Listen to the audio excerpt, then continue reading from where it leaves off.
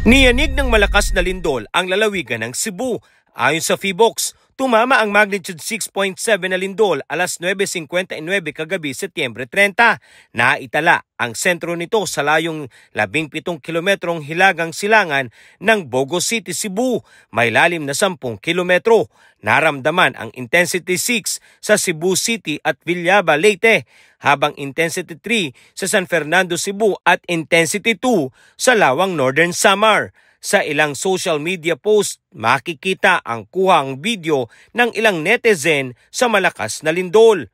Sa kuhang video ni Jay Antipala, makikita ang masayang panonood nito ng basketball sa loob ng Nabal Gym nang biglang nagkagulo ang mga tao dahil sa malakas na lindol.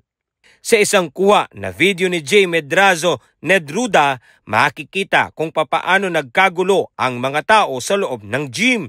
Bumitak na kalsada naman ang makikita sa videong kuha ni Milo Jen Garlet Lerio sa Bogo City.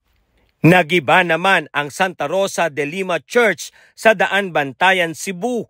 Agad namang inilikas pansamantala ang mga pasyente at medical staff ng Cebu City Medical Center.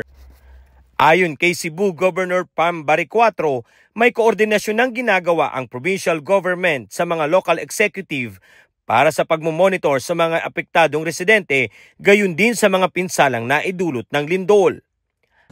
I have instructed our teams on the ground to assess the situation, and we are now coordinating with the mayors and DRRM officers. Let's keep each other safe. Mag-amping tangtanan.